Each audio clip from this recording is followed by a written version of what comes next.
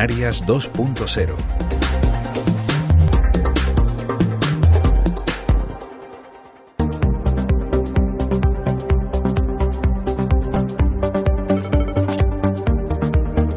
Científicos, científicas y cambio climático.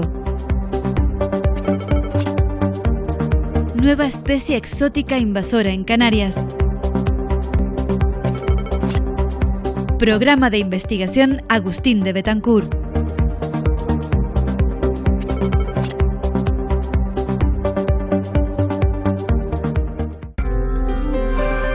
¿Estás pensando en cómo dar visibilidad a ese evento que tienes próximamente? Producciones Ibora cuenta con profesionales que te garantizan el resultado.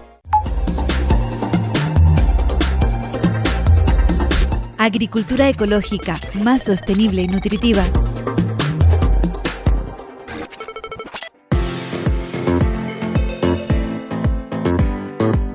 El cambio global está afectando al sector agrícola y la producción alimentaria. Si tomamos como referencia el año 1900, se calcula que alrededor del 75% de la diversidad de cultivos ha desaparecido de los campos de los agricultores. Los suelos de cultivo pues están cada vez más degradados y desalinizados por el uso excesivo de fertilizantes, pesticidas y plaguicidas. Entonces, el cambio global hace que el aumento pues, de la temperatura, pues, los periodos más largos de sequía, las inundaciones, pues, sean más frecuentes. Por lo tanto, la fertilidad de los suelos está directamente afectada y, en consecuencia, por supuesto, la producción agrícola. Los Objetivos de Desarrollo Sostenible para 2030 de las Naciones Unidas señalan la necesidad de llevar a cabo un cambio profundo en el sistema agroalimentario mundial para alcanzar la sostenibilidad de los campos de cultivo y acabar con el hambre. Se debe potenciar cada vez más el desarrollo de modelos agroecológicos donde todos los factores ayudan a conservar y a respetar nuestro entorno y mantener nuestras tradiciones. Además, pues estudios recientes señalan que los campos donde se gestionan con modelos agroecológicos son mucho más resistentes frente a catástrofes climáticas. Además, la agricultura agroecológica ayuda a reducir la huella de carbono al fomentar el aprovechamiento y reutilización de los residuos agrarios y ganaderos. Residuos del sector primario que, gestionados de forma adecuada, pueden aplicarse de nuevo como un aporte nutricional y microbiota a los suelos de cultivo. Un ejemplo de modelo agroecológico es esta finca donde nos encontramos aquí en Tenerife, en Valleguerra, que es la finca La Vizcaína. La finca La Vizcaína es un terreno de 50.000 metros cuadrados, situado en una de las zonas más fértiles de la isla y que está dedicada íntegramente al cultivo de productos ecológicos. Desde el año 2007 cultivan de manera natural, sin emplear productos químicos de síntesis u organismos genéticamente modificados. Este tipo de agricultura agroecológica también reduce la emisión de gases invernadero. Los gases de efecto invernadero dentro del sector agrícola son importantes, pero sin embargo en nuestras islas no es los que más producen este tipo de gases a la atmósfera, ¿no? Que son fundamentalmente el sector de transportes y de electricidad. Mercedes Hernández dirige el Servicio de Fertilidad de Suelos y Nutrición Vegetal del Instituto de Productos Naturales y Agrobiología. Al frente de este servicio del IPNA-CSIC, centra su investigación en el estudio de la fertilidad de los suelos de cultivo de Canarias.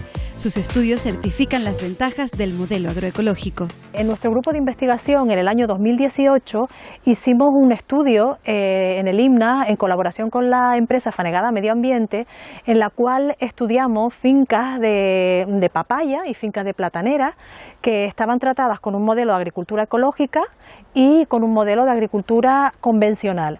Y entonces comparamos y cuantificamos la huella de carbono.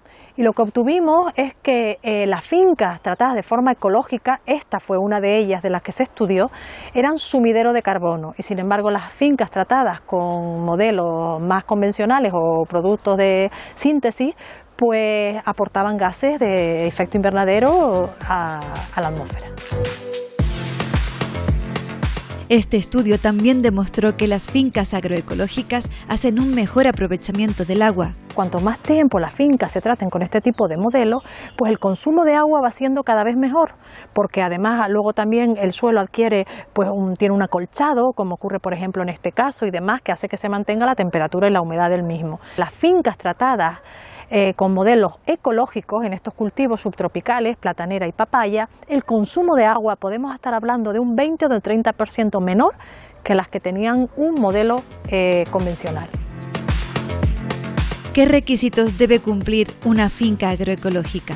Y hay muchos procedimientos que están establecidos y que son los más importantes, como pueden ser pues asociación de cultivos, como ocurre aquí, policultivos, pues acolchado del suelo, ¿no?, para mantener, como comentamos, la temperatura y la humedad, y sobre todo sistemas agrícola-ganaderos. Eso es muy importante para realizar un buen manejo del suelo en los cultivos ecológicos. Además, en el modelo agroecológico se utilizan, entre otros, biofertilizantes. Este es el caso de la finca La Vizcaína, que utiliza biofertilizantes tipo CEFEL. Los fertilizantes ecológicos son a base de una elaboración de biofertilizantes denominados CEFEL, que son té de compost elaborados con restos de las cosechas y de los animales dentro de la propia finca. Así, fincas de cultivo agrícola sin uso de insumos externos para fertilizar los suelos se convierten en sumideros de carbono, y así se puede evitar que esa huella de carbono aumente y se una a la que aportan otros sectores en nuestras islas.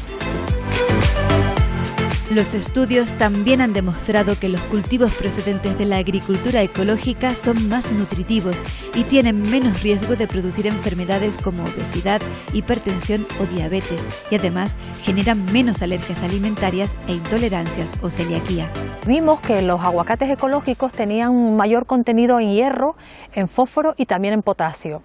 Además, también hay muchos investigadores de prestigio que ya hablan de los beneficios del consumo de productos ecológicos en la salud humana y en la seguridad alimentaria. Un mejor uso de la biodiversidad agrícola ayuda a que los sistemas agrícolas sean más resistentes y sostenibles, contribuye a la regeneración de los suelos de cultivo y a la conservación de nuestro medio natural.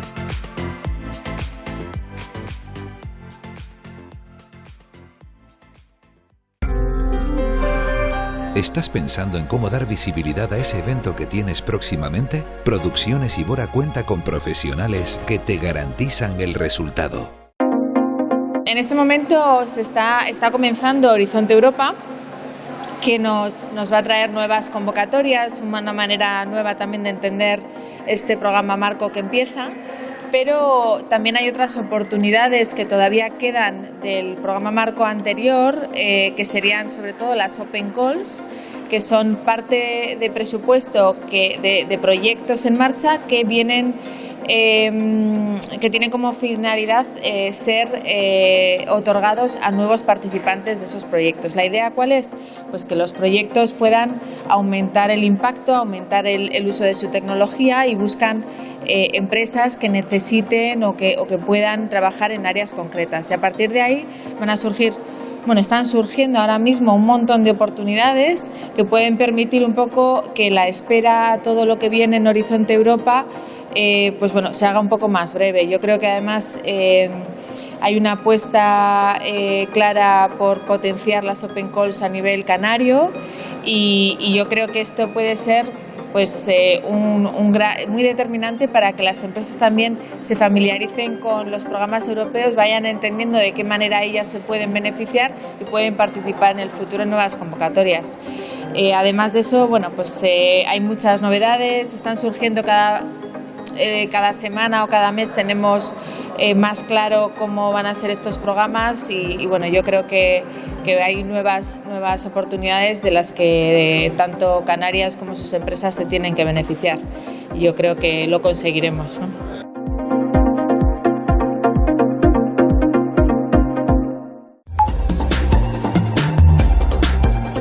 El Cabildo de Tenerife trabaja en la erradicación de las especies invasoras.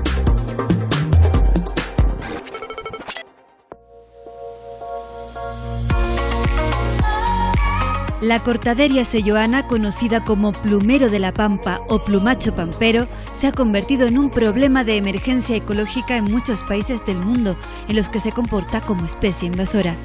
Procedente de América del Sur, su vistosidad hizo que se usara como flor ornamental. Se introdujo en Canarias en el siglo XX, siendo su primer uso en jardines de la ciudad de Santa Cruz de Tenerife en 1976. Ampliamente utilizada a partir de entonces, en los últimos años está presentando un creciente y preocupante comportamiento invasor en las islas.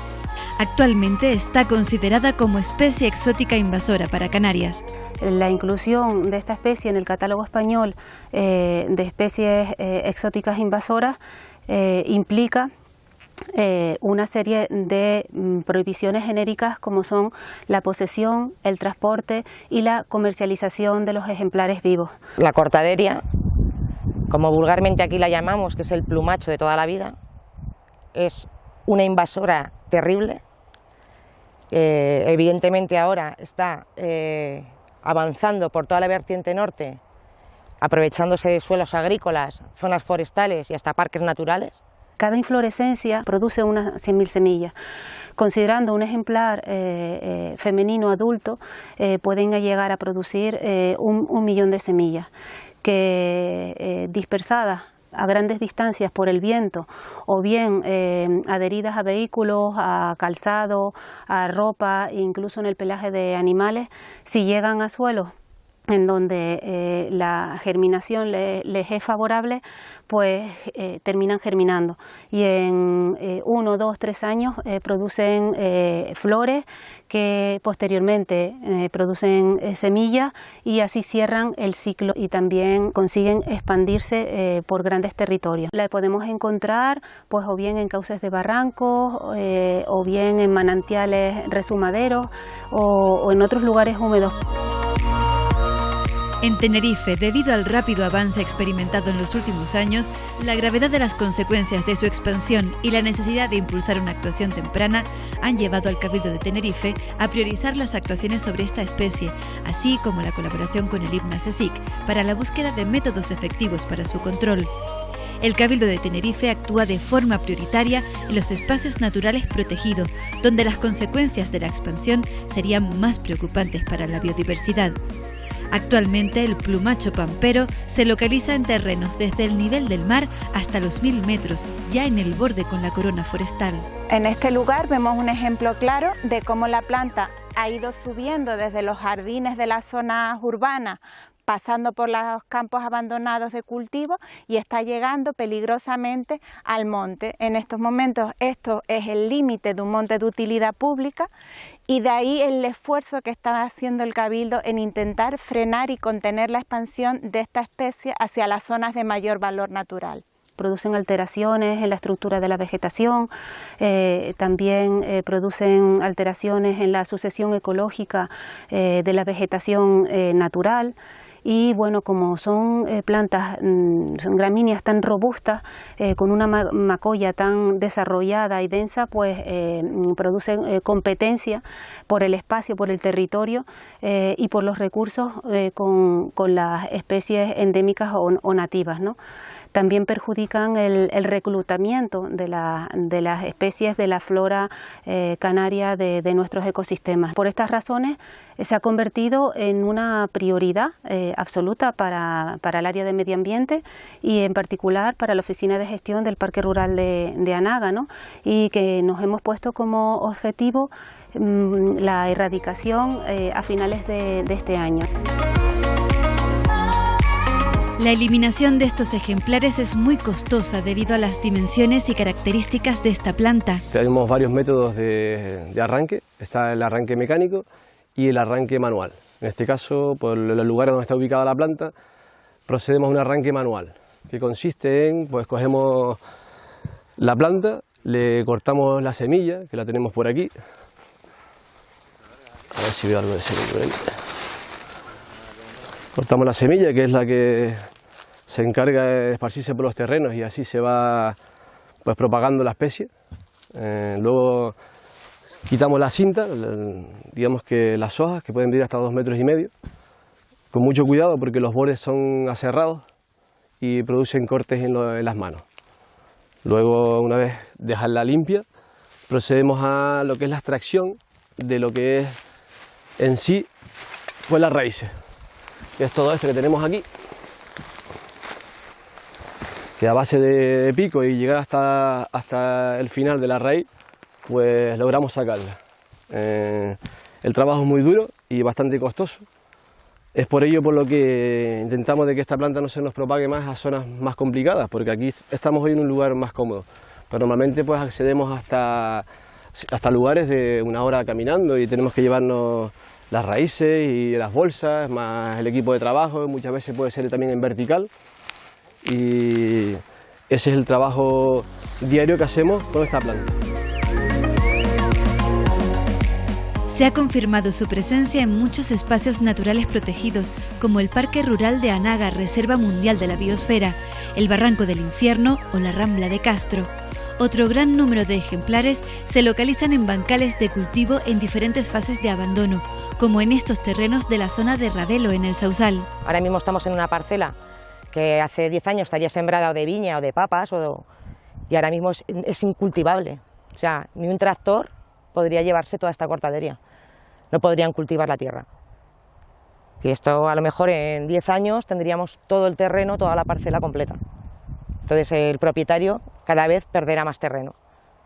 Este es un claro ejemplo de cómo la cortadería ha invadido un terreno agrícola que tenía viña en espaldera y ha roto hasta todas las espalderas de la viña, ¿no?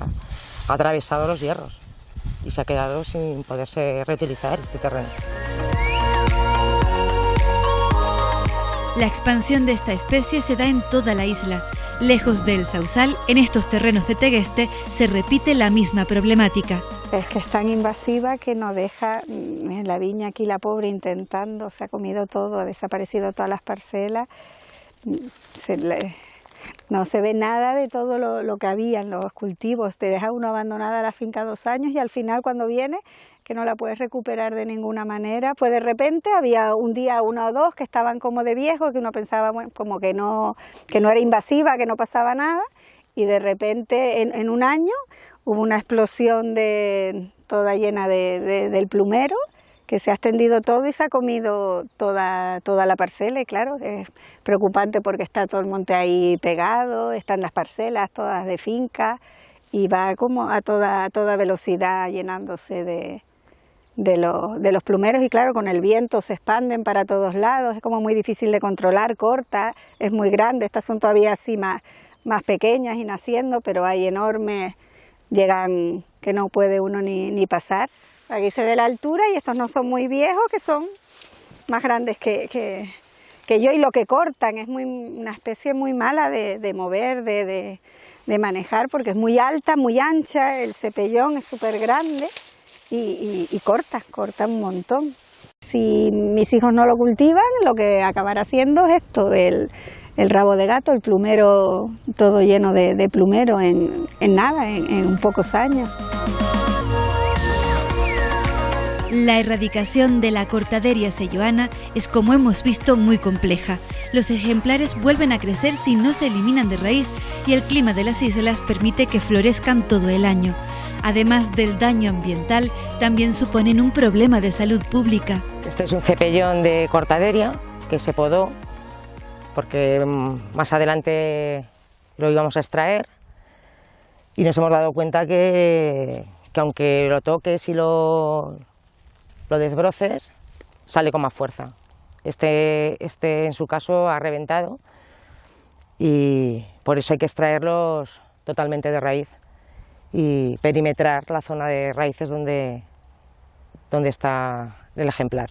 Es un nido de ratas, ¿sabes? Normalmente debajo de las raíces ellas hacen sus nidos y ahí pues se crían y viven prácticamente ahí. También tiene problemas sanitarios porque produce una gran cantidad de polen y cerca de viviendas y de población puede producir alergia, ¿no?, a los pobladores.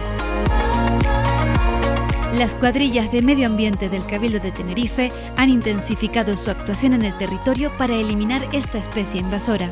En los últimos meses hemos eliminado unos 40 ejemplares de plumacho grande, más de 100 ejemplares de tamaño mediano y más de 200 ejemplares de tamaño pequeño, lo que indica una tendencia peligrosa a la expansión dentro del parque, ¿no? Y por eso es una prioridad máxima para nosotros. En este espacio agrícola, en estos últimos 2 meses, hemos contabilizado unos 900 ejemplares.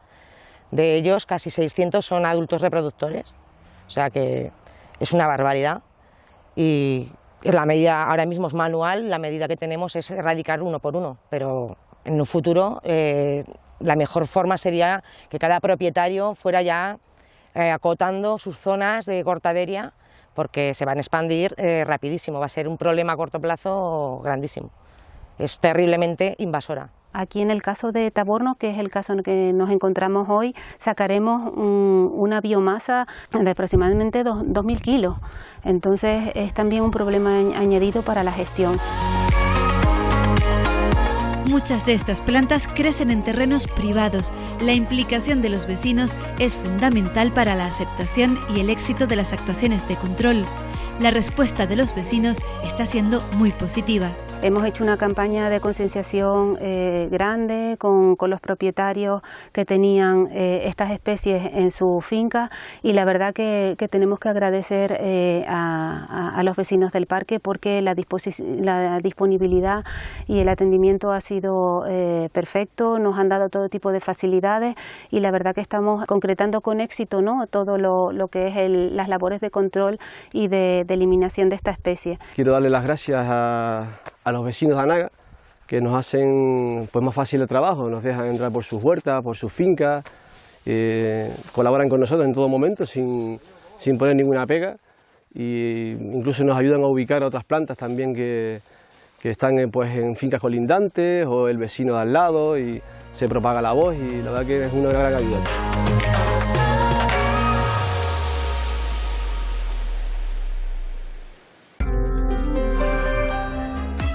Realización, grabación, edición, emisión en televisión y streaming.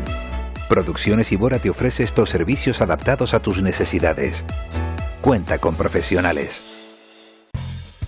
Dentro de las leyes que son de obligado cumplimiento, dependiendo del sector al que nos dedicamos, sí también hay una serie de normativas nuevas que han salido, además muchas de este propio año, que vienen de Europa incluso, y que ya las empresas tienen que empezar a mirarlo, ¿no? Estas normativas, una de ellas, que es la que ha salido justamente este año, es la normativa NIS. Ya hay un borrador en Europa, esta ley viene de Europa, en estos momentos afecta a grandes empresas y tiene unas obligaciones muy claras a nivel de ciberseguridad de lo que tienen que hacer las empresas para cumplir, ¿no? Y son lógicamente de obligado cumplimiento. Uno de los aspectos que más llama la atención es que ya por primera vez se habla de una persona en la empresa que se dedica, un profesional de la ciberseguridad metido dentro de la empresa. Esa persona puede estar metido en nómina o trabajando para la empresa, o puede ser una persona externa. Y se va a ser el encargado de hacer un análisis y posteriormente hacer un plan estratégico de funcionamiento de la empresa para, en caso de pérdida de datos, pues todo el tema de cómo gestionar la copia de seguridad, cómo restablecer en caso de tener un ciberataque. Todo eso va a tener que traer un informe que esté elaborado y la empresa esté preparada para cualquier tipo de incidente que pueda tener. El Esquema Nacional de Seguridad lo va a tener que cumplir cualquier empresa que tenga, digamos, no solo las administraciones públicas, que son de obligado cumplimiento, sino cualquier empresa que dé servicios a la administración pública. También tendría que revisar esta normativa y ver si están metidos dentro de ese grupo y tendrían que cumplirla, ¿no? Son unas normas que ha creado el Centro Criptográfico Nacional y que nos obligan pues a tener unas normas de seguridad, utilizar unas herramientas de seguridad, una monitorización de los sistemas, una serie de elementos que tenemos que tener y ejecutar todos los días para, asegurar que estamos seguros y que en caso de nosotros dar servicio, en este caso a una empresa de la administración, pues cumplimos toda esa seguridad. Y luego el Reglamento General de Protección de Datos, que una vez más, pues lógicamente ahí sí que entramos todos y es muy difícil no tenerla que cumplir. Ya hay mucha información, pero tenemos muchas, buenos hábitos que tenemos que cumplir. En primer lugar, Tenemos que asegurarnos y tener por escrito de alguna manera que nuestro sistema informático cumple una normativa y es seguro. Entre ellos podemos hablar, por ejemplo, de tener los sistemas actualizados a los últimos parches de seguridad, tanto de aplicaciones del sistema operativo como aplicaciones de terceros, ¿no?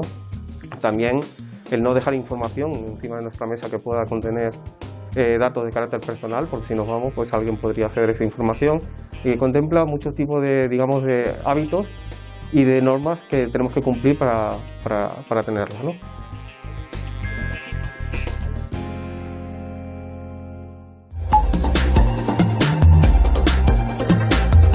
Proyecto CETUS, Cetáceos y Turismo Sostenible.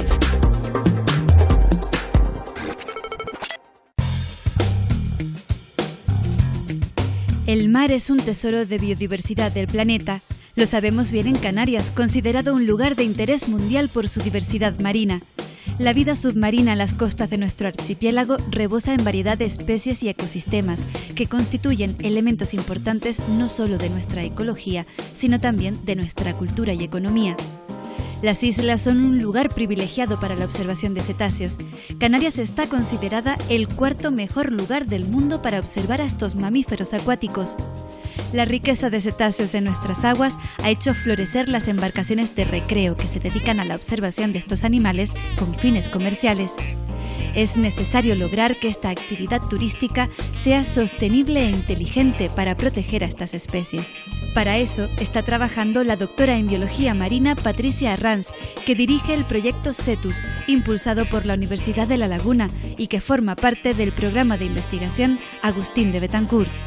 Este proyecto nace dada la necesidad un poco de entender el desarrollo marítimo que se está produciendo, que lleva produciéndose ya un par de décadas en las islas y que en algunas islas pues ha llegado a una situación bastante límite. El mejor ecosistema marino conservado de Canarias lo encontramos aquí, en la isla del Hierro. Por eso estamos aquí, para un poco estudiar en un laboratorio experimental como es esta isla, pues un poco el efecto humano en este turismo náutico. Nuestro proyecto busca un poco optimizar esas técnicas de detección de cetáceos para las empresas y a la vez que mitigar un poco los efectos, ¿no?, de esta actividad en los animales.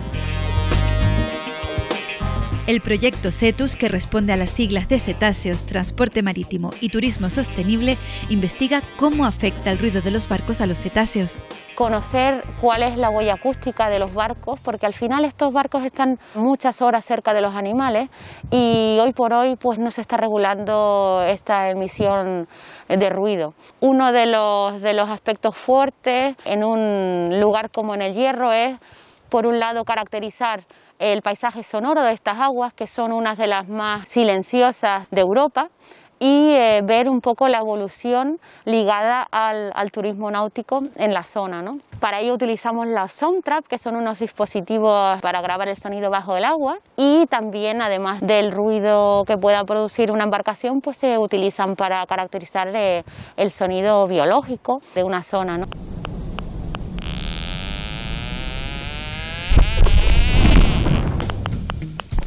Debido a la gran densidad de tráfico marítimo entre las islas, Canarias es uno de los lugares del mundo con más varamientos de cetáceos con signos de colisión. El proyecto CETUS desarrolla una aplicación informática que permita alertar de la presencia de cetáceos y así minimizar estos impactos.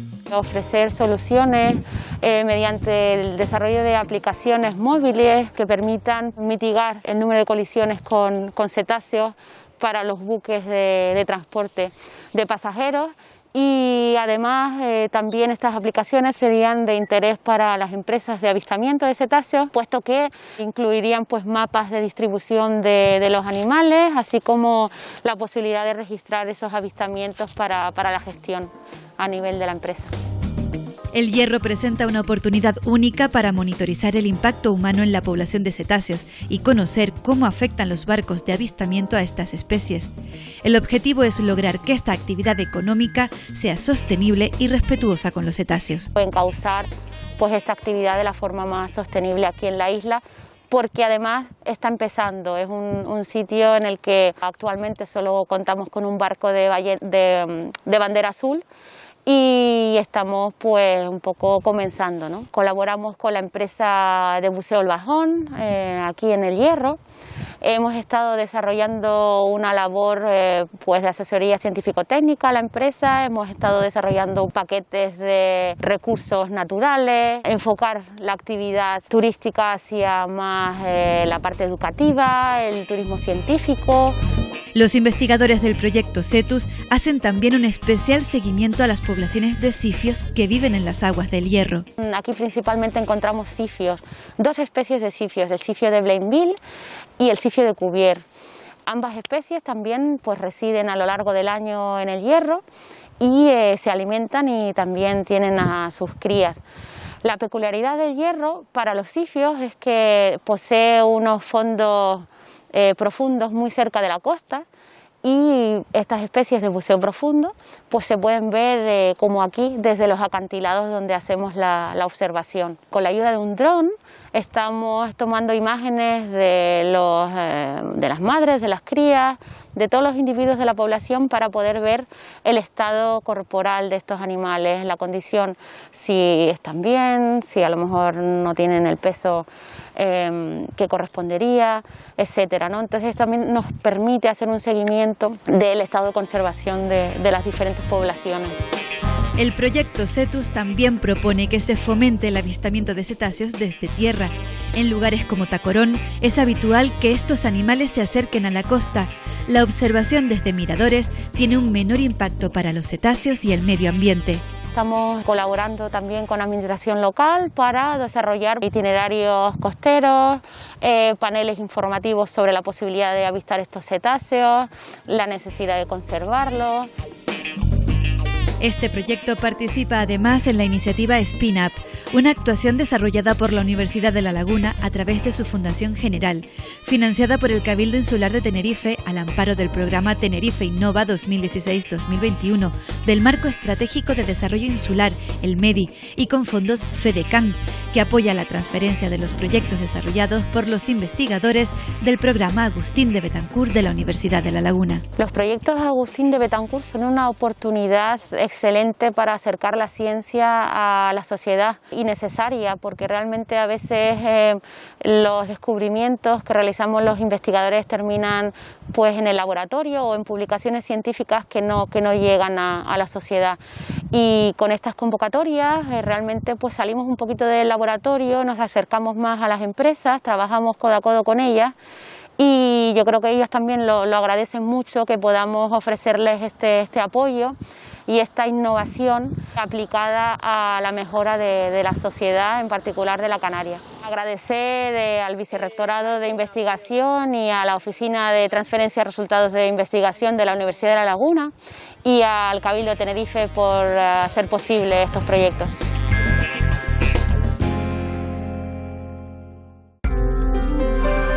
¿Estás pensando en cómo dar visibilidad a ese evento que tienes próximamente? Producciones Ibora cuenta con profesionales que te garantizan el resultado. Canarias 2.0. Toda esta información y mucho más a través de nuestra página web y nuestras redes sociales.